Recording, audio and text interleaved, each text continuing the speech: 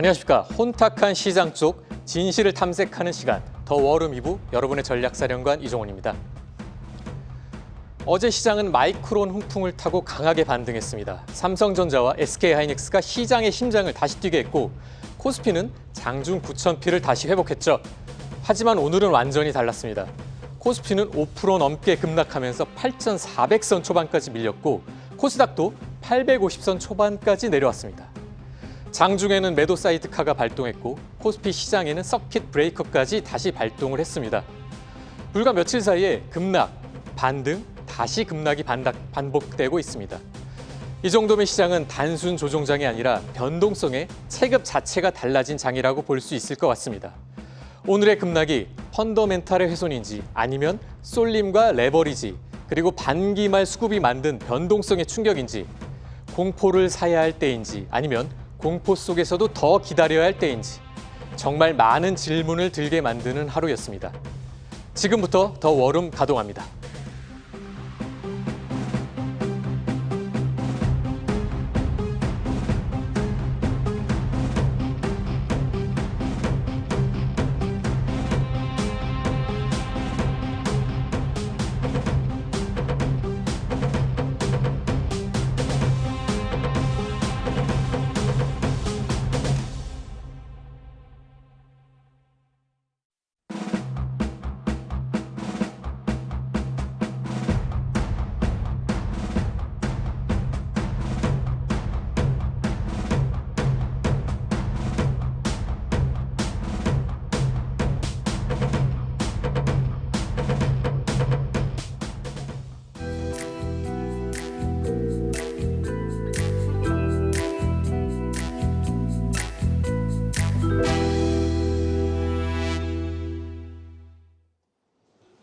쏟아지는 뉴스의 이면을 추적하는 시간, 오늘의 코드명입니다. 오늘의 숨은 코드를 풀어낼 전략관 김장렬 센터장 나오셨습니다. 어서 오세요. 네, 안녕하십니까. 오늘의 코드명 무엇일지 바로 확인해 보시죠. 세 가지 우려, 리밸런싱, 치플레이션, ETF. 오늘 시장을 이해하려면 딱 이 세 단어를 봐야 한다. 이런 뜻으로 들리는데 리밸런싱은 수급, 치플레이션은 반도체 가격, ETF는 사실 변동성 구조와 이제 연결이 되어 있는 것 같은데 그렇죠. 센터장님, 오늘 코드명 어떤 의미로 가져오셨나요? 네, 일단 주식시장이 오늘 약세로 시작할지는 않았지만은 중간에 오후 넘어가면서 급락으로 이제 가기 시작했죠. 외국인의 매도가 아주 강했습니다. 그렇습니다. 결론적으로는 외국인 매도의 이유를 정확히 알아야 되는데 일단 우리가 대부분 아는 뉴스이긴 하지만 리밸런싱이 6월 말 이전에 있다. 네. 글로벌리. 있다는 얘기가 나왔었고 그 금액이 어느 정도 되기 때문에 1,600억 불이다 이런 얘기가 나왔었거든요. 네네. 글로벌리. 1,600억 불은 한 220조 정도 돼요. 미국 중심의 어떤 조정이겠지만 사실 딴 나라 다 영향을 미치는 거란 말이에요. 그래서 220조가 한꺼번에 나오는 건 아니지만 6월 막판에 다 나오게 돼 있고 그것이 오늘 만약에 리밸런스 끝나는 마지막 날에는 이틀이 있으니까 오늘까지 해야 되는 거예요. 오늘까지 해야 되는 거군요. 그래서 그 물량이 나왔다. 아침 초반부터 이런 얘기가 있었고 그건 어느 정도 타당성이 충분히 있는 것 같습니다. 그렇죠. 근데 그 다음에 그거를 계속 더 내려가고 그걸 못 받아치고 하는 거에 있어서는 두 번째 미국이 오늘 아침이죠. 주가가 전체적으로는 문제가 없는 것처럼 보였지만 사실은 빅테크의 큰 업체들 애플이 6% 이상, 마이크로소프트가 4% 이상 올랐는데 애플의 그 CEO 팀 쿡이 코멘트한 게 이거죠. 반도체 가격이 너무 올라서 너무 올랐다. 네, 그래서 가격을 전가시켜야겠다. 자기네 제품 가격을 인상해야 되겠다. 이렇게 기업들에게 비용 부담이 될 수 있다. 그렇죠. 이제 그리고 또 단어적으로는 상당히 이거 전례가 없고 역사상 자기가 보지 어려운 정도 그런 얘기가 나왔고요. 강한 메시지를 던졌네요. 그렇죠, 맞아요. 근데 애플만 사실 얘기한 건 아니에요. 장중에도 나왔습니다만 사실은 기사화된 거니까 좀 어저께나 오늘 아침에 어저께 나왔을 수도 있는데 기사화돼서 나온 것이 중국발인데 레노버 아시죠? 레노버. PC 만드는 회사. 그렇죠.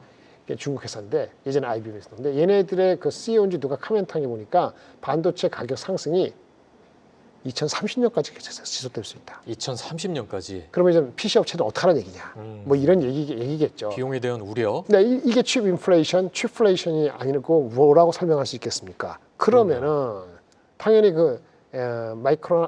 우리 애플하고 기타 등등 세트 업체들이 주가가 빠지는 거 맞죠?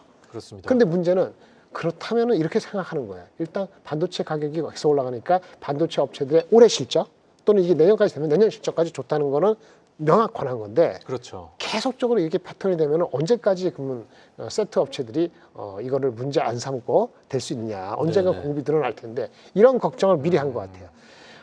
사실은 데이터 센터 업체들이 이슈가 된 건 아니죠, 애플은. 그럼에도 그렇습니다. 불구하고 어쨌든 그러면 데이터 센터 업체들도 나중에 이슈가 되는 거 아니야?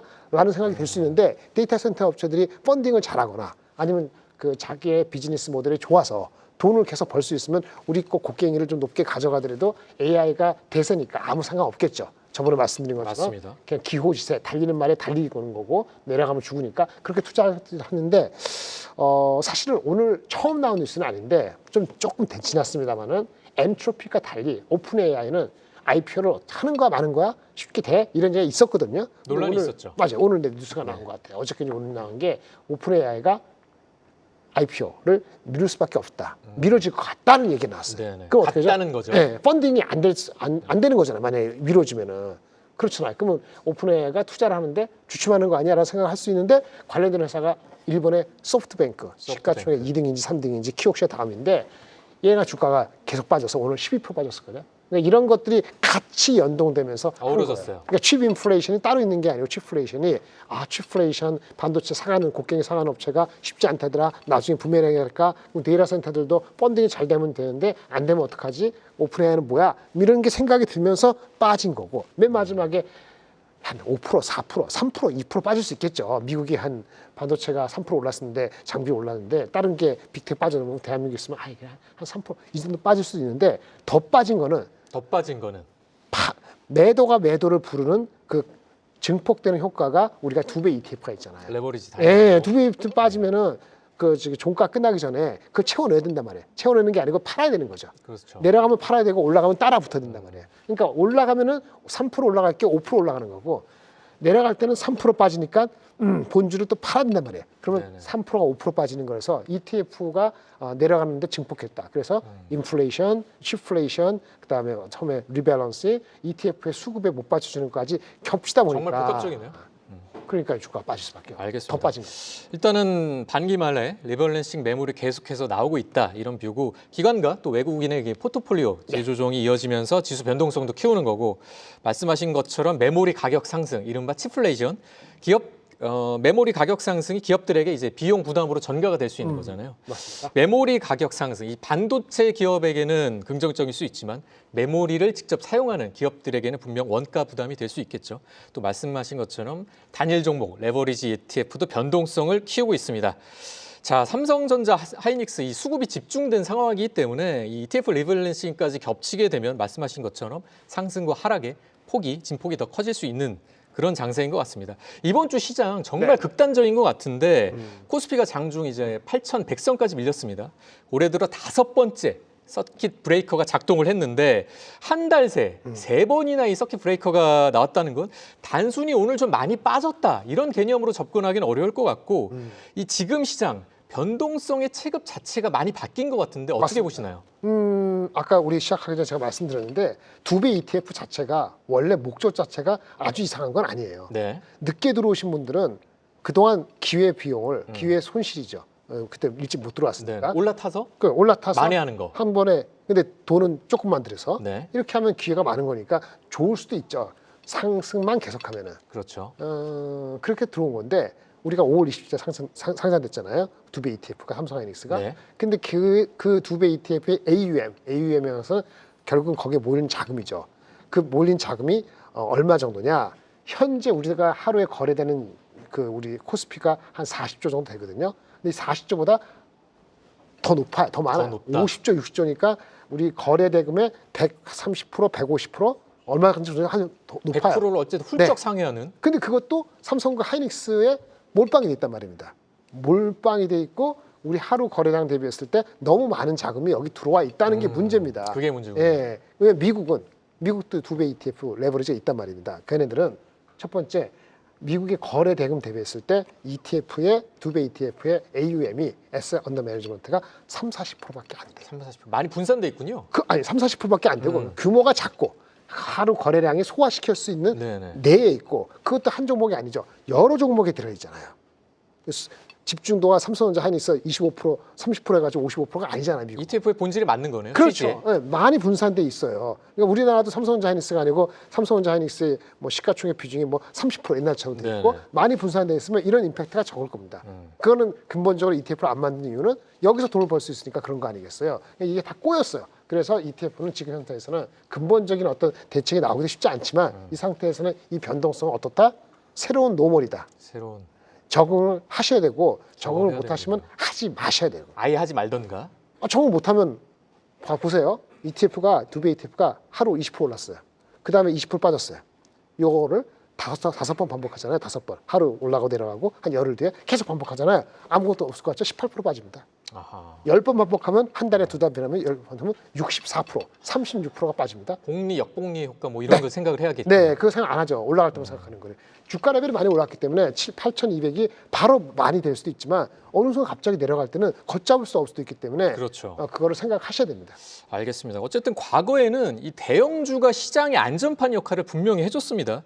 하지만 지금은 삼전닉스 이런 초대형주 자체가 레버리지 ETF와 또 수급 쏠림의 중심이 되면서 시장 변동성을 키우는 역할도 같이 하고 있어서 시장 주도주가 이제 지수를 올리기도 하겠지만 동시에 지수를 크게 흔들기도 하는 맞습니다. 그런 흐름을 나타내고 있어서 그래서 지금은 과거의 변동성 기준으로 대응하면은 리스크가 더 커질 수 있을 것 같습니다. 그래서 과거에는 대형주가 어떻게 보면 안전벨트 역할을 해줬잖아요. 네, 맞습니다. 근데 지금은 대형주가 가속 페달 기능도 하지만 브레이크 역할을 또 같이 하는 참 시장 체급 자체가 달라졌기 때문에 투자자분들의 방어적인 어떤 그런 자세, 스탠스도 같이 달라져야 되는 그런 시장인 것 같습니다. 여러 가지로 좀 어려운 것 같은데 오늘 코드명 메인 이제 테마 중에 하나가 치플레이션이었는데 네. 메모리 가격 상승 분명 우리나라 1등, 2등 기업인 삼전닉스에는 분명 호재인 이슈인 그렇죠. 것 같은데 맞습니다. 근데 아까 말씀하신 것처럼 애플이 메모리 대란으로 제품 가격을 인상할 수도 있다. 뭐 이런 이야기가 나올 정도라면 메모리를 사야 하는 기업들 입장에서는 굉장히 부담이 될 것 같은데 치플레이션 반도체는 호재지만 시장 전체에는 나중에 부담 요인으로 작용할 수 있겠네요. 지금 분담이 되고 있죠. 그러니까 지금 벌어지고 있는 현상입니다. 네네. 이 얘기는 올해 초에 1분기 때 반도체 가격이 거의 더블 올랐고 네. 2분기도 금방 수그러들 것 같지 않다는 얘기가 나오는 4월, 5월에도 있었던 얘기예요. 근데 그 당시는 CPU가 어쩌고 좋은 얘기를 중심으로 한 건데 정작 세트를 만든 업체 입장에 이미 알고 있었던 거고 이게 애플의 팀쿡 입을 통해서 확인됐기 때문에 그 임팩트가 더 크게 와닿은 거예요. 임팩트가. 네, 그렇습니다. 알겠습니다. 반도체 기업에서는 이제 가격 상승이 축복일 수 있지만 반도체를 사서 제품을 만든 기업에서는 분명 부담 요인이겠죠. 누군가의 판가 인상은 누군가의 원가 상승 요인이 되니까요. 그렇죠. 이게 오늘 시장을 더 복잡하게 만드는 지점이 아닌가 그런 생각이 듭니다. 알겠습니다. 함께해 준 전략관 김장렬 센터장님과는 여기서 인사를 드리겠습니다. 감사합니다. 지금부터 시장이 보여준 움직임, 새로운 관점에서 살펴보도록 하겠습니다. 그 속에 어떤 의미가 숨어 있는지도 함께 확인해 보시죠. 어제 짧은 환호를 뒤로하고 급격히 흔들린 오늘 시장. 오늘은 팔걸 섹터 2개로 시장의 이야기를 확인해 보겠습니다. 먼저 키워드부터 열어보시죠. 네, 첫 번째 키워드는 브레이크 없는 시소입니다. 어제는 시장을 높이 올리더니 오늘은 다시 아래로 끌어내렸습니다. 충격을 막아줄 브레이크도 없이 널뛰는 이 섹터, 지수의 방향까지 좌우하고 있는데요. 과연 어딜지 지금부터 함께 맞춰보시고요.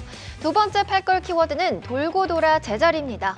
오늘 이곳 투자자들의 신뢰도를 높이기 위한 움직임도 있었습니다. 하지만 정작 주가는 오르지 못하고 다시 제자리로 돌아온 날이었는데요. 어떤 이야기들이 기다리고 있을지 지금부터 하나씩 살펴보시죠. 먼저 첫 번째 팔걸 섹터는 바로 반도체입니다. 종가 기준 다시 1위가 된 삼성전자부터 4위의 삼성전자 우선주까지 시총 상위를 지키는 반도체주들이 큰 폭으로 하락했는데요. 특히 SK스퀘어가 9%대 내리면서 가장 큰 폭으로 하락 마감했습니다. 간밤 미국에서는 메모리 공급난으로 애플이 제품 가격을 인상한다는 소식이 전해졌습니다. 이는 기존에 불거지던 AI 과열 우려와 맞물리면서 우리 시장에 큰 영향을 줬는데요. 개인 투자자들은 순매수로 방어했지만 외인과 기관이 8조 4천억 원 규모를 매도하면서 코스피 시장에서 매도 사이드카와 서킷 브레이커가 잇따라 발동된 날이었습니다. 다음으로 오늘의 반도체 커뮤니티도 확인해 보시죠. 네, 커뮤니티를 확인해 보겠습니다. 오늘은 주주분의 자녀분이 대신 글을 남겨주셨습니다. 삼성전자야, 어제 상승장에 매수한 어머니가 오늘 하락 보고 놀라신다. 빨리 제자리로 돌아가주라 라면서 간절한 바람을 전하셨습니다. 그럴만도 한 게 어제 장중 삼성전자가 36만 2천 원대까지 갔었는데 오늘 종가가 33만 9천 원대거든요. 이분처럼 어제 진입하신 분들 많을 텐데 어제랑 너무 다른 모습이라 오늘 많이들 놀라셨을 겁니다. 이분 어머니가 편히 주무실 수 있도록 본전만큼이라도 하루빨리 회복되길 바라겠습니다. 이 다음 주주분은 천당과 지옥을 오가는 장세에 사람 잡는다면서 고개를 저으셨는데요. 이번 주 반도체는 그야말로 숨막히는 일주일이었죠. 삼성전자 하이닉스가 시총 1위 경쟁이 치열해지면서 증시를 끌어올리더니 외국인 매도세에 또다시 폭락장, 오늘은 5번째 서킷 브레이커까지 발동됐죠. 생존 게임에 가깝다는 말이 절로 나올 만한 한 주였습니다. 마지막 글은 노래로 마음을 표현하셨는데요. 붉은색, 푸른색, 4-2-3초 그 짧은 시간. 가수 이무진의 신호등 가사죠. 노래와 함께 반도체야 네가 국장 신호등인 줄 알았다 라는 글을 남기셨는데요. 반도체 투톱의 시총이 지금 코스피의 57%를 돌파했거든요. 미국이나 일본과 비교하면 우리 증시는 사실상 반도체가 곧 코스피인 수준인데요. 그러다 보니 투톱 주가에 따라서 이 지수도 신호등처럼 색이 변하고 있습니다. 반도체 신호등이 증시를 일방통행으로 만들고 있는 상황입니다. 오늘 반도체와 함께 투자자들을 울린 두 번째 팔걸, 바로 코스닥 종목들입니다. 바이오와 2차 전지, 로봇주들까지 나란히 약세를 보였는데요. 장 마감으로 갈수록 더 낙폭을 키웠습니다. 한국거래소는 오늘 코스닥 상장사들의 공시 역량 강화를 위한 워크숍을 열었습니다. 또 올 하반기 코스닥 승강제 도입도 앞두고 있죠. 이렇게 시장 신뢰도를 높이기 위한 지원책들이 나오고 있지만 이미 돌아선 오늘 시장의 심리를 이겨내지는 못했습니다. 오늘 코스닥 투자자분들은 어떤 반응일지 확인해 보시죠. 네, 첫 번째 글은 눈물 없이는 볼 수 없는 세일 정보입니다. 코스닥 30주년 기념 폭락 세일 시작한다고 실성이 살짝 섞인 홍보를 하셨는데요. 마침 다음 주 7월 1일이면 우리 코스닥 시장이 창립 30주년을 맞이하게 됩니다. 이 뜻깊은 시기에 잔치상을 차려도 모자랄 판인데 주가가 역대급 변동성을 보이고 있죠. 생일을 맞아서 다음 주에는 꼭 반등 나와주기를 바라봅니다. 다음은 직장인 주주분의 하소연입니다. 우리 솔직히 주식으로 돈 벌어서 시원하게 사표 던지는 상상 한 번씩은 해보잖아요. 이분은 오늘 하락하는 계좌를 보고 고맙다, 덕분에 열심히 회사 다닐 수 있어서 라면서 사표 대신 애사심을 강제로 충전당하셨습니다. 끝으로 투자자들 사이에서 한때 유행했던 말이 오늘 다시 나왔습니다. 반도체 수급 쏠림 때문에 코스피 지수가 올해 2배 이상 상승하는 동안 코스닥 지수는 100포인트 미끄러졌죠. 이분은 물려도 반도체에서 물려야 됐는데 탈출은 지능순이 맞았다라면서 반도체를 놓친 후회를 감추지 못하셨는데요. 과거에 유행했던 이 씁쓸한 유행어까지 오늘 다시 등판했습니다. 국장 탈출 넘버원, 외국인과 기관은 이달 들어서 이미 하고 있는데요. 현 시점 시청자분들을 위한 전략 지금부터 함께 살펴보시죠. 오늘 장에서 놓쳤던 아쉬움, 지금부터 기회의 전략으로 바꿔보시죠. 김우식 대표, 황대근 PB와 함께합니다. 어서 오세요. 안녕하십니까. 오늘은 시장 상황이 굉장히 안 좋았던 만큼 오늘의 주제, 둘 다 팔걸입니다. 오늘의 첫 번째 팔걸, 반도체와 코스피인데 이번 주 코스피 2차례나 매매가 중단될 정도로 크게 흔들렸는데 결국 어찌됐든 간에 위든 아래든 시장을 흔들었던 거는 SK 하이닉스 그리고 삼성전자였습니다. 오르면 시장이 살아나고 흔들리면 시장 전체가 같이 흔들리는 이런 분위기.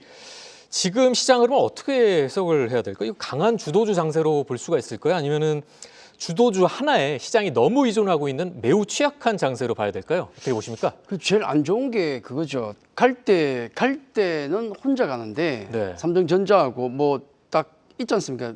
한 7 정도, 한 7개 종목 정도가 같이 올라가는데 빠질 때는 다 같이 빠져요. 그러니까 제일 싫어하는 그림인데요. 그렇죠. 투자자분들이. 그리고 그 문제가 더 문제가 뭐냐면 이게 그 나머지 종목들이 이 종목이 올라가든 내려가든 같이 움직이든 말든 우리가 전문가들 추천하는 게 그거 아닙니까? 주가 빠질 땐 같이 빠지는데 나중에 올라갈 땐 우량주만 올라간다. 그러니까요. 그러니까 빠졌을 때는 나머지 종목들 다 팔고 그쪽으로 가라 그러거든요. 그러다 보니까 코스닥 종목들은 올라가면 팔아요. 아까 오늘 제가 제일 그 인상 깊었던 종목이 저도 아까 그 소개를 잠깐 했지만 네, 어떤 종목이요? 리가켄 바이오. 리가켄 바이오. 그게 굉장히 상징적이었거든요. 그렇죠. 왜냐하면 그 지금도 시장이 이제 전체 반도체가 이끌고 있는 이 장세에 반기를 드는 종목이 가끔 나오는데 저항을 하거든요. 오늘이 상징성이 있었던 게 리가켄 바이오. 리가켄 바이오. 왜냐하면 반도체 바이오 종목들이 그동안에 기관들 지금도 사고 있어요. 모으고 있는데 혹시 반란이 나오지 않을까. 근데 아침에 딱 보니까 국민성장펀드에서 5천억을 받았거든요. 5천억. 뭐 꽁돈은 아니지만 굉장히 네네. 큰 금액 아니겠습니까? 그렇죠. 아 이러면 잠깐 반란이 나올 수도 있겠다 그 생각이었는데 어림도 없죠. 왜냐하면 이 종목이 바로 뜨니까 딱 뜨니까 뭔 사람 생각하면 잘 됐다 팔고 싶었는데 아하. 팔고 저기 가자. 떨어지면 손절매치고 저기 가자. 레벨이 좀 올라가는가 좀 긍정적으로 바라볼라 했더니 그렇죠. 수급이 쏠리는 대로 나도 움직여야겠다. 네, 그게 지금 반복이다. 그 이제 연결고리 엮이다 보니까 도저히 그 굴레를 못 벗어나고 있어요. 굴레에 갇혀 있네요. 네, 그래서 이게 아마 좀 문제가 좀 심각한 것 같아가지고 이 아까 뭐 앞서도 뭐 말씀하신 거 들어보니까 같은 생각이더라고요. ETF 레버리지 ETF가 이대로 만약에 계속 간다 그러면은 이건 답이 없다. 답이 없을 수 있다. 답이 없죠. 왜냐하면 삼성전자 본주만 움직이면 그래도 우리가 투자의 개념을 볼 수 있는데 ETF 저쪽은 레버리지는 도대체 뭡니까? 의미 코인 같잖아요, 꼭. 거기서 뭐가 나옵니까? 변동성이 너무 그렇죠. 심합니다. 도박판처럼 돼가는데 그 종목들 한 3개가 ETF 3개가 코스닥 시장의 거래 대금만큼 거래가 되고 있지 않습니까? 이거 누가 코스닥을 하겠어요, 지금? 그렇죠. 이게 이 시장의 가장 큰 문제는 좋은 종목 가는 건 인정 좋습니다. 가는 건 맞는데 나머지를 다 죽이고 가니까 유례가 없을 정도. 이게 가장 시간의 문제가 아닌가 싶습니다. 알겠습니다. 반도체가 분명 강한 주도주인 거는 뭐 누구도 이견이 없을 것 같은데 마이크론 호실적 이슈도 있었고 또 AI 메모리 수요, 메모리 가격 상승 분명히 반도체 펀더멘탈을 굳건하게 지지하는 요인인데 하지만 시장 수급이 말씀하신 것처럼 이제 삼전익스에 지나치게 이제 쏠리면서 집중이 되다 보니까 지수 전체가 두 종목의 변동성이 끌려다니는 이런 흐름이 계속되고 있습니다. 강한 주도주 장세이면서 동시에 뭐라고 할까요? 쏠림이 만든 취약한 장세. 이 두 종목이 어떻게 보면은 의도치 않게 만들고 있는 것 같은데 우리 황대근 PB님 오늘 객장 분위기 어땠나요? 아, 제가 그 격주에 한 번씩 나오잖아요. 네네. 오늘 주름이 아주 거울을 보니까 오늘 너무- 전화 좀 많이 받으셨을 것 같은데 어떠세요? 너무 피곤해가지고 왜냐하면 전화 받기가 무서워요. 아하. 그러니까 저희가 브로커리지 수수료가 좀 되니까 네네. 그걸로 이제 영업을 해야 되는 건데 이 매매 관련된 전화 주문이 왔을 때마다 지금 계좌 평가액 얼마냐, 네. 그리고 신용 쓰신 분들은 신용? 담보비율 반대 매매. 얼마냐. 네, 지금 반대 매매가 9천억 이상까지 늘어났잖아요. 사실 이런 말씀 드리기도 좀 그렇긴 하지만 저희 지점에서 좀 이 반대 매매가 좀 나가고 있는 상황인데 네네. 지금 상황 같은 경우는 우리가 주의할 게 있습니다. 어쨌든 지수가 많이 올라왔고 어떤 점을 주의해야 될까요?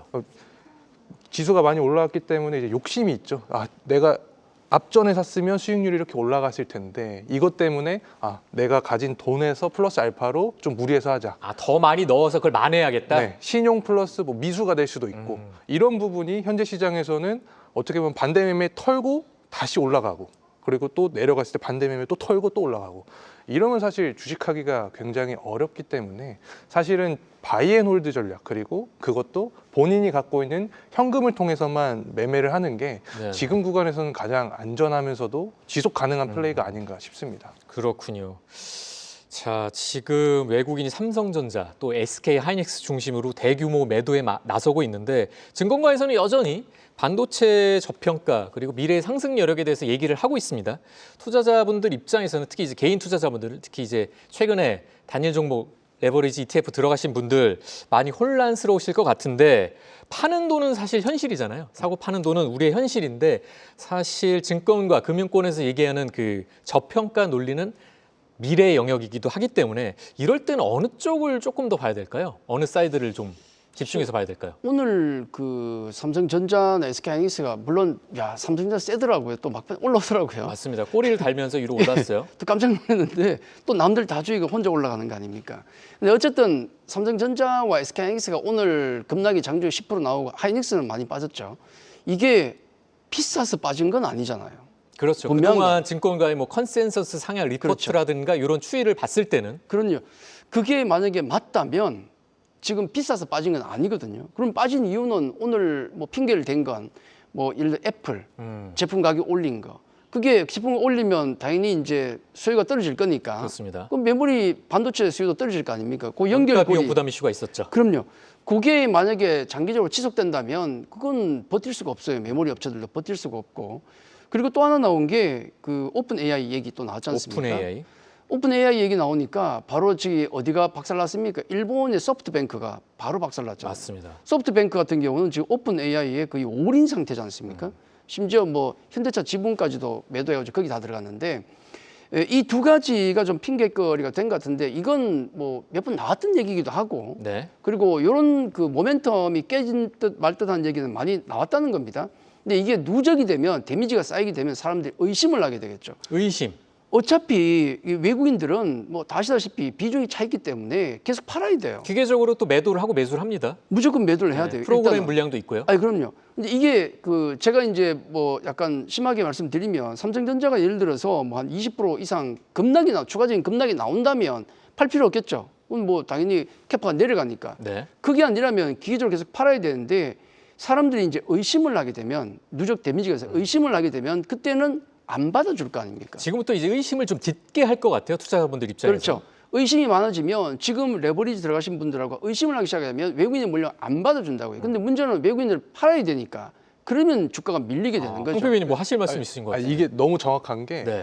저희 고객님들 중에서 이제 장기로 하시는 분들이 많아요. 좀 나이가 있으신 분들. 예전부터 들고 계셨던. 네네. 그래서 뭐 수익률이 뭐 500%, 700%, 1000% 이렇게 가시는 분들이 계신데 네, 어마어마하네요 수익. 처음에 뭐 상담할 때는 아, 이거 끝까지 간다. 뭐 강세장이 지속될 때까지 그냥 들고 간다 하는데 이제 팔기 시작해요. 아 지금부터. 너무 흔들리니까 사실 오늘 같은 경우도 서킷 브레이커 걸리고 막판에는 아랫거리 다 이렇게 올라왔지만 네. 사실 오후장 들어가기 전까지만 해도 아 월요일 날 더 떨어질 수 있겠구나. 이 심리가 크잖아요. 개인 투자자분들의 의심이 짙어지기 시작하는 구간에 이제 진입을 했다 이렇게 볼 수도 있을 것 같아요. 아무래도 이게 밸류가 아무리 저평가가 됐다고 하더라도 이 가격적인 부분은 시각적으로 들어올 수밖에 없기 때문에 그러니까요. 특히 외국인은 뭐 기계적으로 플레이한다지만 개인 투자자들은 심리적인 요인이 강하잖아요. 그래서 맞습니다. 이 요인도 분명히 있을 것 같아요. 맞습니다. 단기적으로 이제 외국인 매도 또 ETF 리밸런싱이 주가를 크게 흔들 수 있다는 이런 의심이 생기기 시작한 것 같고 다만 말씀하신 것처럼 반도체 자체의 중장기 펀더멘탈이 훼손되는 건 아니어서 정말 투자자분들 입장에선 대응하기가 너무 쉽지 않은 그런 어려운 장인 것 같습니다. 단기 수급 특히 조심해야 될 것 같고 조정 시 매수 관점은 유효하다고 하지만 레버리지보다는 뭐 현물 대응 그리고 한 번의 매수보다는 뭐 분할 접근이 정말 유효한 그런 장이 아닌가 싶고요. 정리를 하자면 수급이 오늘의 가격을 정말 많이 흔들었던 것 같고 펀더멘탈을 믿고 중장기 방향성을 보고 가야 되는데 의심이 짙어졌기 때문에 그것도 이제 쉽지 않은 맞습니다. 그런 장 흐름이 그 의심이 이어진 것 많아지면 같습니다. 결국은 그 지금 삼성전자와 SK하이닉스 사고 있는 게 누가 많이 사고 있습니까? 사실 연기금이나 아니면 투신 쪽이 많이 사고 있는 거 아니잖아요. 그렇죠. 거기도 ETF 금융 투자로 들어오고 있거든요. 만약에 의심이 커지면 ETF 쪽에서 물량이 나오면 위험할 수도 있죠. 와르르 무너질 수도 있는 그렇죠. 그런 흐름이 나올 다 수도 그쪽에 있어서 몰려 있으니까. 이게 특정 산업 쏠림이 너무 심해지면서 이제는 정말 버블을 우려하는 목소리가 슬금슬금 나오기 시작을 하는데 그런데 버블인지 아닌지는 지금 당장의 주가 레벨만 보고 판단하기는 쉽지도 않거든요. 지금 시장에서 반도체 버블 여부를 좀 확인하고자 한다면 어떤 신호, 어떤 지표를 좀 집중해서 들여다볼 필요가 있을까요? 신호요? 네, 신호 지금 짚어주세요. 쉽지 않겠지만 근데 버블일까요? 버블은 아닌데. 버블은 아닌데. 아니죠. 왜냐하면 버블은 펑 터지는 거품 같은 거 아니겠습니까? 사상 그렇습니다. 누가가 아니겠습니까? 근데 실적이 나오는데 어떻게 버블이라고 얘기할 수 있겠습니까? 그렇죠? 다만 이제 문제는 속도죠. 속도. 지금도 퍼밸류로 놓고 봤을 때 나중에 ADR이 올라가게 되면 비교하겠죠. SK하이닉스 비교하는데 네네. 싸다고 하지 않습니까? 실제로 뭐 글로벌 다른 마이크론과 비교해서 싼데 문제는 그 이 ETF 덕분인지 속도가 너무 빠르잖아요. 너무 빨라요. 그게 문제지 버블은 아니다. 그래서 만약에 항상 그렇지만 실적이 좋은 종목은 주가가 떨어지게 되면 싼 거 아닙니까? 네네. 그런 관점에서 봐야 되지 버블로 보긴 그렇다. 다만 지금 속도가 너무 빠르기 때문에 이 부분이 해결 안 되면 이건 거의 폭탄과 같은 것이다. 단기로 볼 때는 그렇게 보는 게 맞지 않겠습니까? 알겠습니다. 그래서 ETF 금융투자 쪽에 수급을 보는 게 가장 중요할 것 같아요. 지금. 수급을 봐야 된다. 네. 사실 버블은 말씀하신 것처럼 주가가 많이 올랐다는 이유만으로 판단할 수는 없는 것 같아요. 그렇죠. 주가가 오른 속도보다 실적이 따라오는 속도를 먼저 봐야 될 것 같은데 이왕 얘기가 나왔으니까 SK 하이닉스, ADR 상장 얘기를 하시죠. 미국 ADR 상장 일정이 코앞으로 다가오고 있는데 7월 10일입니다. 국내 투자자들 어떤 투자 스탠스의 변화가 생길 수 있을지가 좀 궁금을 하고 이 이벤트 자체가 SK 하이닉스 자체의 재평가뿐 아니라 국내 반도체 장기적인 투자 전략에도 좀 변화를 가져올 수 있다고 보시나요? 어떻게 보십니까? 일단은 그 SK하이닉스가 상장하면 필라델피아 지수에 편입이 되잖아요. 그렇죠. 제가 알기로는 30개 종목 중에서 25등 정등으로 시작을 하고 그러면 자연스럽게 이제 마이크론이랑 비교가 될 수밖에 없는데 아, 그렇네요. 뭐 다들 아시다시피 마이크론이 마이크론보다는 3등 기업인데. 네, 마이크론보다는 하이닉스가 밸류적인 측면에서 훨씬 좋으니까 그렇습니다. 해외 헤지 펀드나 뭐 그다음 자산운용사 기관 자금도 SK 하이닉스로 향할 수 있고 그리고 저는 특히 우리나라 투자자들 분들께서도 해외 투자를 많이 하잖아요. 지금 많이 하죠. 네. 서학개미 분들 많죠. 서학개미의 힘도 클 수 있다. 그래서 SK 하이닉스는 앞으로도 좀 갈 확률이 높지 않을까. 다만 이제 하반기에 뭐 삼성전자랑 SK 하이닉스 이 두 개를 비교를 하게 된다고 하면 삼성전자가 조금 더 우위일 수 있지 않을까. 아하. 왜냐하면 HBM4도 있고 그다음에 파운드리 관련된 모멘텀도 있고 이익 성장세 자체가 사실은 영업이익 측면에서 봤을 때 네네. 하이닉스보다는 전자가 좀 높기 때문에 성장 기세의 어떤 네. 강도라든가 이벤트 모멘텀이 그렇죠. 삼성전자가 더 강할 수 있다. 하반기에는. 네. 그래서 반도체에 대한 모멘텀은 지속될 수 있지만 삼전닉스 중에 하나를 고른다고 하면 삼성전자가 조금 더 우위에 있지 않을까. 하반기에는 뭐 두 종목 간에 뭐 지금 시총이 오르락내리락하면서 1등, 2등 격차를 좀 벌이기도 하고 다시 따라잡기도 하는데 온도차가 있을 수 있겠네요. 네. 투자자분들 입장에서도. 자, SK 하이닉스 AI 메모리 대표주로 글로벌리하게 또 인식이 되면은 글로벌 자금 유입 가능성이 커질 수도 있는데 그 부분에 대해서는 좀 긍정적으로 보시죠, 대표님. 어떻게 그럼요, 보시나요? 당연하죠. 근데 조금 걱정인 게 네. 논외의 걱정인데 그럼 ADR 상장되면 이거 24시간 돌아가는 거 아니에요? 결국 우리나라에서 매매하고 그것도 매매하고 그렇죠. 거의 잠을 못 자겠는데요. 그렇게 되면 그리고 또 그 분명히 그쪽이 처음에 상장될 때 네. 우리보다 쌀 거 아닙니까? 우리 사업개인분들 다 올릴 것 같은데요, 그거? 아. 그게 좀 걱정되기도 해요. 그래서 약간 그런 부분들이 또 가격에 매일 아침에 눈을 뜨면 또 ADR 가격을 볼 거 아닙니까? 물론 가격 지표로서는 도움이 되겠지만은 아마도 더 피곤한 장이 되지 않을까. 더 피곤해질 수 있다. 서로 지금도 마이크론과 우리나라의 샌디스크와 우리나라의 반도체가 매일 아침에 일어나면 비교하잖아요. 이거 굉장히 피곤한 장. 누가 네. 먼저인지도 모르는 그런 좀 변동성 장은 좀 당분간 좀 계속되지 않을까. 변동성 장세가 이제 계속될 수 있고 무대 이제 큰 무대에 이제 진출을 하기 때문에 박수도 많이 받을 수 있지만 평가도 분명히 더 냉정하게 받을 수 있다. 이 점을 유의해야 될 것 같습니다. 이어서 다음 팔 걸 알아보죠. 다음 팔 걸 코스닥 시장입니다. 자, 지금 뭐 우리가 반도체 얘기를 많이 하고 있지만 반도체로 자금이 많이 쏠리면서 바이오, 2차 전지, 그리고 로봇까지 코스닥 대표 업종들 줄줄이 밀려나가고 있습니다. 코스닥 다시 850선 초반까지 밀리는 양상. 투자자들의 이 체감 손실은 훨씬 커지는 느낌인데 대표님, 반도체로 자금이 쏠리면서 코스닥 대표 업종들도 힘을 전혀 쓰지 못하고 있는데 알테오젠, 뭐 에코프로 BM, 네. 뭐 우리가 흔히 뭐 레인보우 로보틱스까지 그렇죠. 시총 상위 성장주들도 흔들리는 양상 계속되고 있는데 코스닥 언제쯤 좀 다시 살아날 수 있겠습니까? 이거 망했어요, 완전히. 이미 왜냐하면 망했다. 예. 그 우리 코스닥의 MDD 그러니까 이제 고점에서 아래 떨어지는 폭 있지 않습니까? 네네. 그 폭이 30% 넘어갔어요. 근데 그것만 그런 게 아니고 우리 거래소의 중소형주 있죠. 네. 똑같아요. 그래서 30% 빠졌어요. 고점에서. 지수가 30% 빠지면 웬만한 코스닥 종목은 지금 다 반토막 다 난 거예요, 지금. 그런 것 같아요. 심한 종목은 60%, 70%가 나갔다고요, 맞습니다. 지금. 근데 이게 언제 돌아올 것인가? 우리 지금 지수가 얼마입니까? 850? 850. 예. 50이죠. 이거 옛날식으로 환산하면 85예요. 아시죠? 어마어마하네요. 예전에 우리 100으로 출발했다가 그게 45인가에 떨어지니까 너무 비참하니까 곱하기 10을 내줘서 1000으로 올린 거 아닙니까? 그렇죠. 그러니까 30년 역사의 우리 코스닥이 지금 원점보다 더 밑에 있어요. 말도 안 되는 거죠. 코스피 보시죠. 100에 출발해서 지금 뭐 얼마 갔습니까? 몇 배를 갔나요? 그러니까요. 그러니까 비참한데 언제쯤 움직일까 생각하면 이건 사실은 정책의 도움 없이는 불가능하다. 아, 안 될 것 같아요. 왜냐하면 수급이 빨리고 있기 때문에 펀드멘탈이 문제가 아니고 수급이 문제이기 때문에 정책적 관여 없이는 절대로 힘들다. 정책적인 밸류업 프로그램이라든가 뭐든 나와야 돼요. 뭐든 나와야 되는 거고 네. 사실 코스닥이 살아나려면 먼저 말씀 주신 것처럼 수급 공백 수급 공백이 채워지고 이게 완화가 되는 흐름이 나와야 되는데 지금은 레버리지 ETF 또 반도체 쏠림, 수급이 코스피 대형주에 집중이 돼 있잖아요. 코스닥 반대 매매 그리고 또 투매 물량 걱정할 거리들이 지금 넘쳐나고 있습니다. 다만 반도체 장비주, 뭐 바이오 종목, 기관 수급이 들어오는 종목들은 좀 그래도 들여다볼 여지가 있다고 보는데 어떻게 보십니까? 지금 객장 분위기, 코스닥 관련주를 찾으시는 손님들이 있나요? 일단은 암울해질 수밖에 없는데 제가 이제 고객님들 계좌를 모니터링을 하잖아요. 네네. 근데 포트가 지금 어떻게 구성이 되어 있나요? 상반기랑 하반기에 온도 차이가 너무 심합니다. 그래도 상반기까지는 코스피 코스닥이 같이 가는 분위기가 있었어요. 같이 들고 계시는 분들이 있었군요. 네, 그리고 포트폴리오를 봤을 때 순위가 상반기에 예를 들어서 1등 하셨던 분이 하반기에는 거의 밑에서 한 3, 4위 이렇게도 바뀌었거든요. 네네.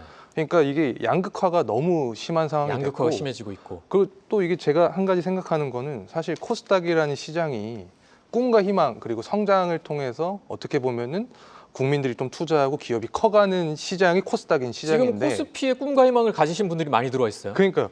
그 코스닥 너무 지금 투자에 대한 내러티브 자체가 밸류에이션이 된 것 같아요. 그래서 코스닥으로 접근할 때 밸류에이션을 생각을 하니까 이 전제가 틀린 거죠. 코스닥이라는 시장은 밸류에이션도 당연히 중요하지만 아까 말씀드렸다시피 기업이 성장하고 그 기업을 커가게끔 하려고 만든 시스템이 코스닥인데 지금 너무 내러티브 자체가 밸류에이션으로 집중된 게 아닌가. 그래서 양극화가 좀 풀려야지 이 수급이 타이트한 게 좀 풀려야지 좀 개인 투자자들도 수익이 좀 나면서 좋은 투자가 되지 않을까 싶습니다. 그런데 아마 시장에서 직접 이제 프런트에서 시장 대응을 하시기 때문에 참 고객분들 얼굴 보기가 네. 좀 어려울 것 같고요. 코스닥 지금 단순히 가격이 싸졌다는 이런 말보다도 다시 돈이 들어올 진짜 이유가 있느냐 이게 더 중요한 자인 것 같고 시장이 가격보다 수급으로 먼저 움직이기 때문에 말씀하신 요인들을 잘 들여다봐야 될 것 같습니다.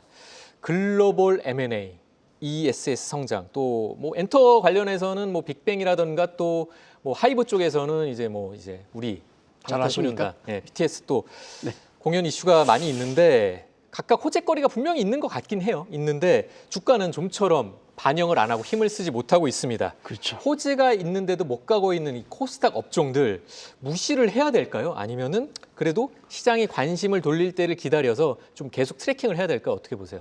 이게 계속 뭐 망했다 심각하다 말씀을 드리는데 회사가 망한 회사는 아무도 없어요. 멀쩡합니다. 그렇죠. 특히 방금도 엔터도 말씀하셨지만은 엔터도 제가 꽤 많이 만졌거든요. 재미도 많이 관심 받고. 많이 갖고 계시잖아요. 네. 예전에 SM 뭐 5배까지 막 올려 그랬었는데 네. 지금은 문제가 뭐냐면 리포트도 안 나와요. 맞아요. 리포트 자체가 없고 리포트가 나와도 아무도 안 봐. 안 찾아보는군요. 리포트를 안 봐요 요즘. 그리고 탐방 다니시는 분들 있죠. 네네. 그분들 수익이 다 안 나와요 지금. 그거 왜 다니니? 리포트 왜 보는 거야? 그냥 저거 사면 되잖아. 끝이에요 그게. 그러니까 지금 엔터를 예를 들면 화장품도 지금 굉장히 좋은데 엔터도 보면 실적이 예전에 비해서 지금 영업이익이 1,800억 그렇게 나요. 아하. 작은 회사가. 네. 그러니까 밸류가 이제 뭐 성장성이 좀 꺾이긴 했지만은 지금도 돈을 엄청나게 벌고 있고 1,800억, 2,000억 영업이익이 나오거든요. 네네. 밸류가 10배예요, 10배, 12배 이런 상태거든요. 이거는 가치주의 영역까지 들어가 버렸기 때문에 살만한 게 진짜 많고 할 만한 게 많군요. 화장품도 많고요. 바이오도 일부 IT 기업보다 더 싸요. 바이오 심지어는. 그러면 살 게 늘렸는데 문제는 뭐다? 수급이 문제예요. 이게 해결 안 되면은 이 종목들 아무도 안 봐요 지금. 문제 심각하죠. 뭐 미리 사놓을 필요가 있겠는가? 언제 올라갈지 몰라요. 지금 필요한 거 아까도 말씀드렸지만은 정책적인 대응이 없으면 안 된다 이거. 정책적인. 네. 그럼요. 어떻게 보면은 인위적인 뭔가의 어떤 프로그램이라든가 그렇죠. 그런 정책적인 분명히 수혜를 좀 받아야 되는 부분이 있는 것 같고 코스닥 소부장을 보면은 사실 글로벌 대비 저평가돼 있는 종목들도 있는 것 같고요. 바이오 그리고 2차 전지도 분명 이벤트가 있습니다. 하지만 이 수급이 꼬여 있는 상태에서는 호재가 바로 주가로 연결되지 않고 있기 때문에 수급 꼬임이 좀 완화가 되고 승강제 도입 이후에 시장 신뢰가 좀 회복이 되면 코스닥으로 자급 유인이 다시 나타날 수도 있을 것 같은데 황 PB님 반도체 쏠림 어찌됐든 계속될 것 같아요. 지금 흐름으로 보면 투자자들 그런 고민의 강도가 더 깊어질 것 같은데 지금 소외 업종을 미리 담는 전략 아니면 반도체가 꺾이고 나서 수급 이동을 한번 확인한 후에 들어가는 전략 어떤 게 유효하다 보십니까? 사실 지금 소외 업종을 먼저 들어가는 거는 불확실성이 큰 것 같아요. 부담이 있겠군요.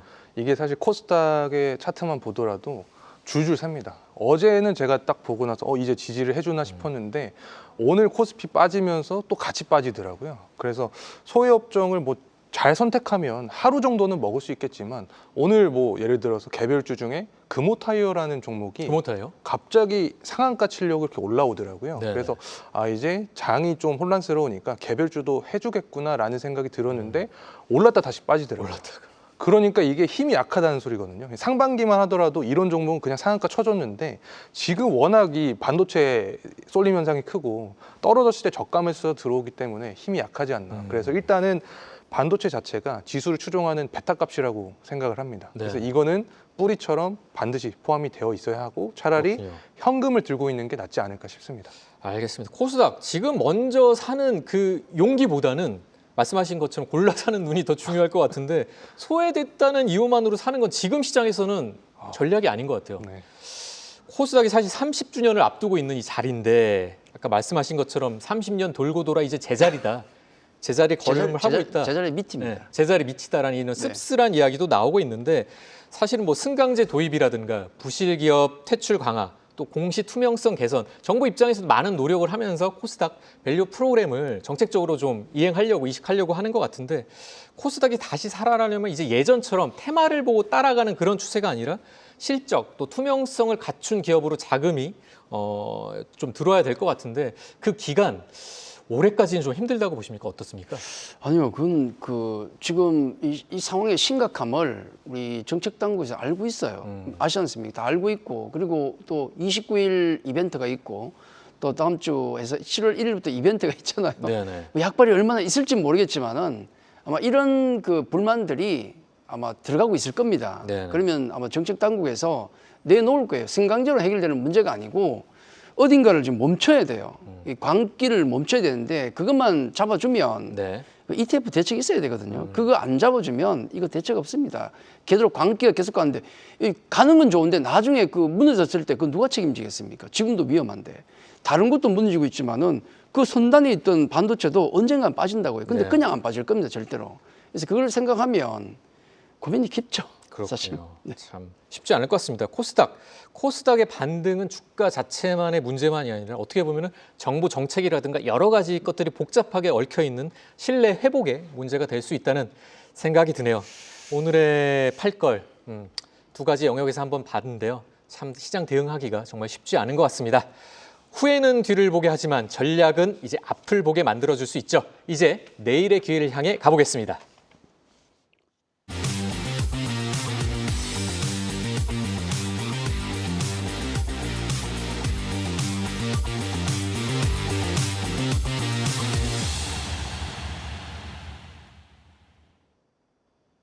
시장은 늘 우리의 예상을 뛰어넘기 마련입니다. 다가올 가능성을 미리 살펴보는 시간, 이프 보고서입니다.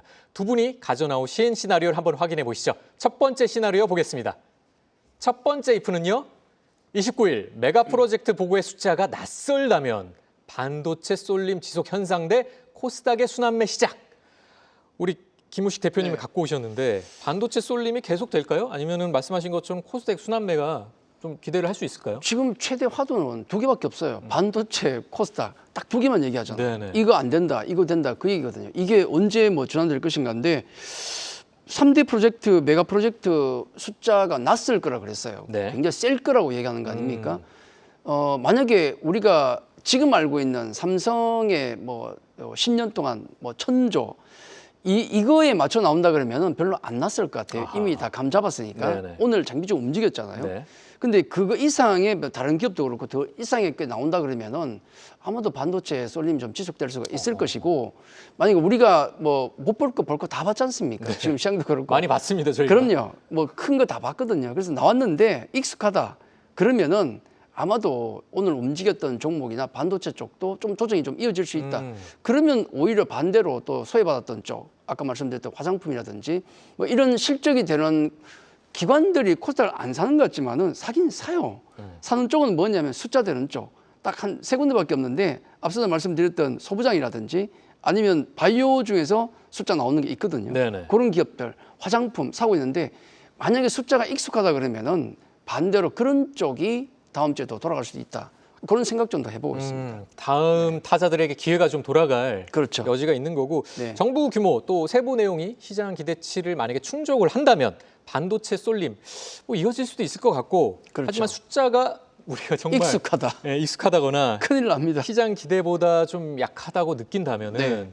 말씀하신 것처럼 뭐 코스닥 순환매라든가 좀 다른 쪽에서의 그렇죠. 어떤 투자 전략을 갖고 갈 수도 있을 것 같은데 그렇죠. 7월 1일에는 뭐 코스닥 30주년 행사도 예정이 돼 있고 그리고 정책 토론 또 대표 기업들의 IR 행사도 있는 것 같아서 그때는 우리 코스닥 시장을 대표하는 여러 가지 기업들이 다시 관심을 받을 여지도 있을 것 같고 ETF 수급 개선 정책도 코스닥 반등에 정말 중요한 실마리가 되지 않을까 이런 생각이 드네요. 그 7월 1일 행사 첫 시간이 뭐냐면 첫 시간이 뭐예요? 30년간의 성과 보고거든요. 성과 보고. 큰일 났네. 뭔 성과가 있죠? 회귀했는데. 난감합니다. 밀리고 있는데 네. 참 안타깝습니다. 오늘 저희가 준비한 두 번째 시나리오도 한번 이어서 보시죠. 두 번째 이프입니다. 블랙 프라이데이 쇼크.